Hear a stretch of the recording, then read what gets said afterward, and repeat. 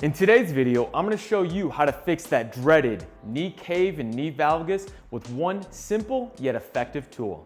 Get up and get down, get up and get down.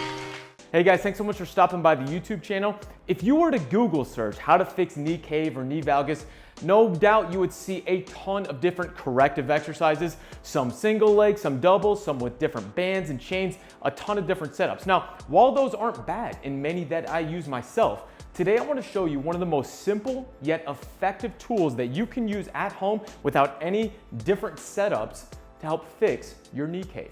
All we're going to do are tempo squats without any shoes on. So here's the reason why you're going to do that. Whenever we are using shoes within our training, we sometimes lose our proprioception, our ability to sense the awareness for our position and weight shifting. And often that can lead to problems all the way up the body and change the amount of stability and control we have in our knees. So you are going to do a 10-second descent with very low load. We're going to start light on these. 10-second descent squat.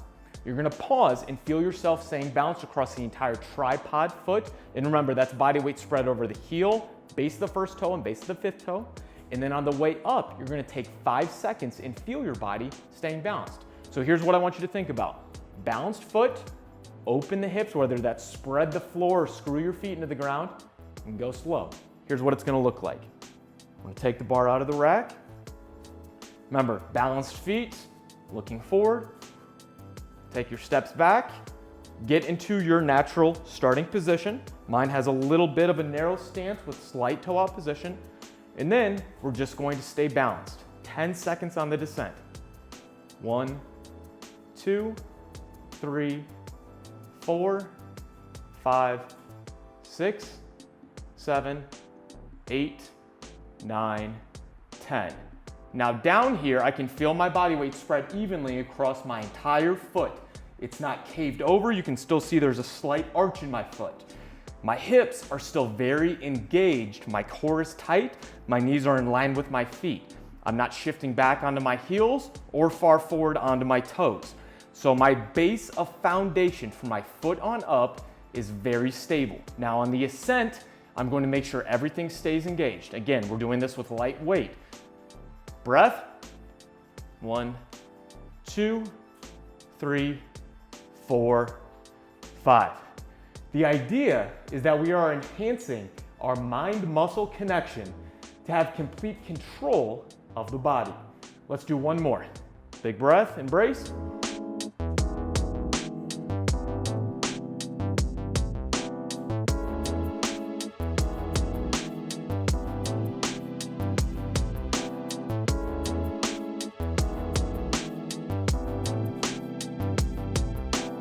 That's it.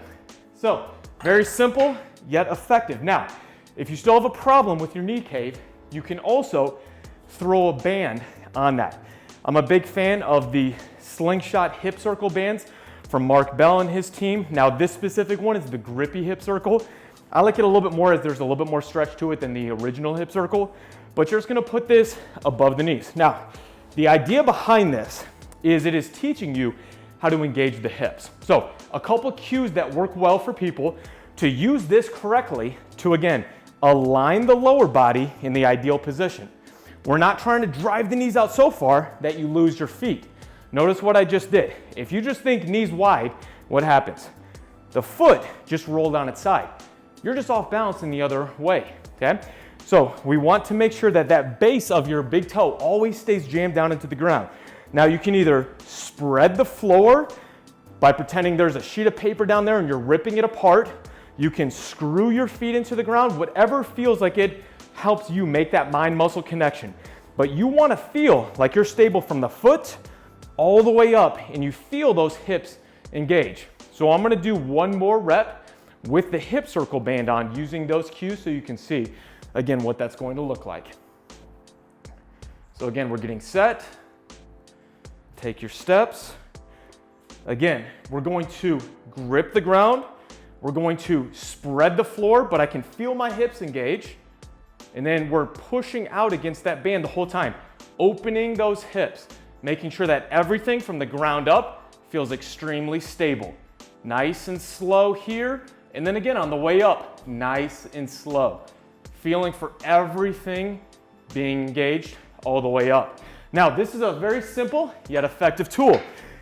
Here's a clip of one of my patients who we used a ton of different corrective exercises with to try to fix her knee cave, but it wasn't until we did some very slow tempo barefoot squats that really allowed her to make this mind-muscle connection and improve her sense of awareness. Okay, big toe down. 1, 2, 3, 4, 5. 1, 2, 3, 4, 5. Okay, what are you feeling difference right versus left? On the ascent? Left knee wants to cave in. And then at that bottom, on the start of your ascent, do you feel like the left glute is turning off, like you're not maintaining that tension? Yes. Okay, so what I want you to think about this next time that we go through is that as you near that bottom, I want you to really, really drive those knees wide, but your big toe into the ground as hard as you can. So your goal with this next set is to maintain that glute engagement. Basically, I want your hips to feel like they're springs winding up as you're descending. Everything just maintains very, very tight, and just really, really focus also on your foot position. So that foot is grabbing the ground nice and solid. And as you go through your squat, don't let that foot move at all. It's basically gonna be glued to the ground in that arched position. So if it drops out of that arch, then the hip instantly loses. So we gotta think foot and hip. Those are the only things I want you to think about with this next squat. Okay, so before you start, okay, arch in a good position, knees out to the side, feel the hips turning on, then start your descent. 1, 2, 3, 4, 5. 1, 2, 3, 4, 5. Better. Good. What'd you feel that time? Any different than the first set? It felt more stable. Felt more stable. Bottom. Okay, good. So that's where we're gonna take it for your rehab, and I want you to just progressively go up from that point. So this is only 95 pounds, we'll just sort of go up from there. Okay. All right, guys, so that's it for today's simple YouTube video on how to fix knee cave or knee valgus. I hope you found this helpful. If you did, please like it, share it with any of your friends who may be having this problem, and subscribe to my YouTube channel. Again, if you have any questions, let me know in the comment section below, or if there's any videos that you'd like me to work on in the future to help you guys move better, decrease aches and pains, and find your true athletic potential. Until next time, guys, happy squatting. They say that energy flows where attention goes, so I pay no mind. Why waste my time with all these negative cats scratching? So caught up in their egos, these people have lost.